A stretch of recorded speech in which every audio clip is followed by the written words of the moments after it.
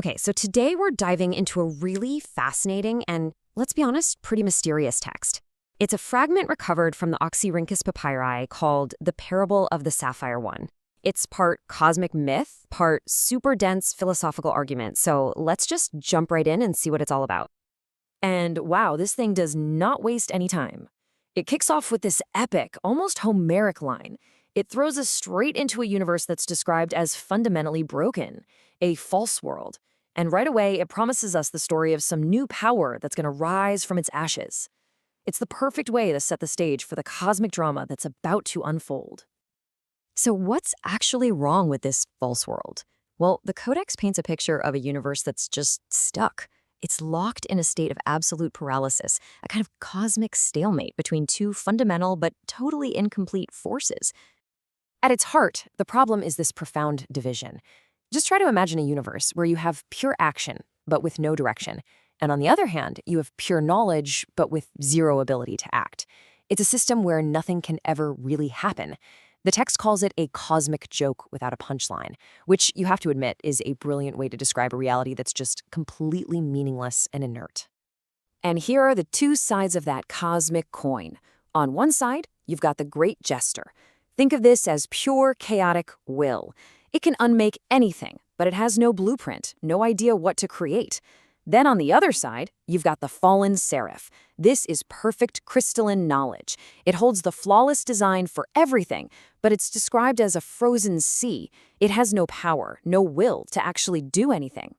So, this cosmic gridlock is the perfect setup for the real meat of the text, a philosophical showdown. A new being shows up, and a character called the Wandering Disciple steps forward to question this new, and frankly, paradoxical power. You know, the disciple asks a fantastic question here. He sees this ruler who embodies both chaos, the jester's mask, and total order, the judge's scepter. And to him, this is a flat-out contradiction. How can the force of law and the force of mockery exist in the same being? This one question just perfectly tees up the entire philosophy of the Codex. Now, to understand the answer, we have to get our heads around this concept from German idealism, which the text actually names.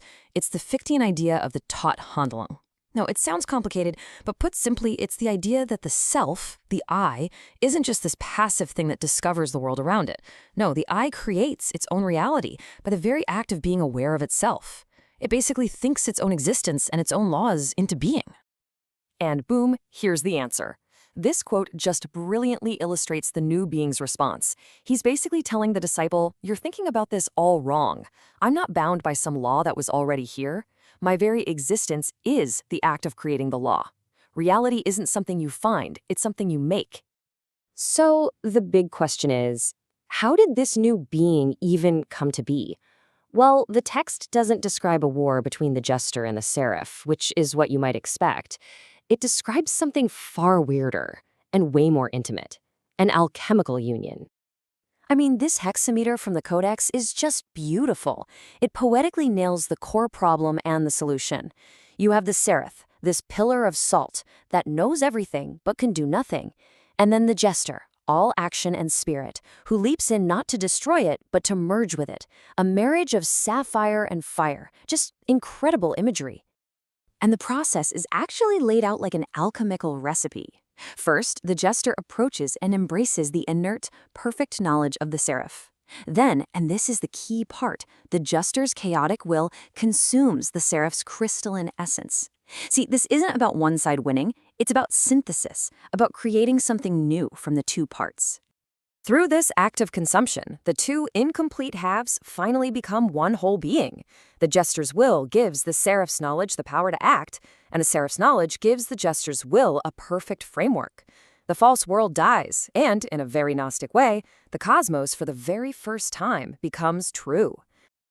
Okay, so what does this new true universe actually look like? What happens when the ultimate law of reality is based on a paradox? This is where the text gets really mind-bending, as it explores the nature of this new absolute power. And here it is, the new world order, straight from the Sapphire Demiurge's mouth. The old contradiction is over, because the Demiurge has literally internalized it. Its new law is what it calls sacred irony. It's basically saying that the meaninglessness of existence isn't a bug, it's a feature. In fact, it's now the fundamental organizing principle of all reality, and it's enforced by an absolute will. And to reflect this, the demiurge gets these new titles. As the redeemed judge, it doesn't need to look at the world to judge it. It possesses perfect internal knowledge, which you might call gnosis. And as the Sapphire prophet, its one and only prophecy is that the new divine law is irony itself. It didn't solve the contradiction, it conquered it, and now rules through it. And this brings us right to the end of the fragment where the disciple finally understands the truly terrifying nature of this new reality. And it leaves us with a conclusion that is profoundly unsettling. The disciple's big revelation is that this new divine power isn't a static thing. The demiurge isn't just sitting on a throne, ruling. The throne itself, the very act of ruling, is a constant, non-stop process of willing the universe into existence, moment by moment. It is an internal act of self-creation. And this is the question we're left with, right? The demiurge didn't find some hidden meaning in the cosmos. It imposed one. It took the ultimate cosmic absurdity and, through a sheer act of will, that Tathandlung, it made that absurdity the unshakable foundation of reality. The universe now has a master, but its core logic is that of a perfect, terrifyingly coherent joke. And the text ends on this absolutely haunting note. The ultimate state of enlightenment in this new universe isn't peace or bliss. It's that chilling moment of realization, the terrifying clarity you get when the grand, cosmic punchline finally makes perfect, undeniable sense, and you're just left to wonder what it must feel like to be on the inside of that joke.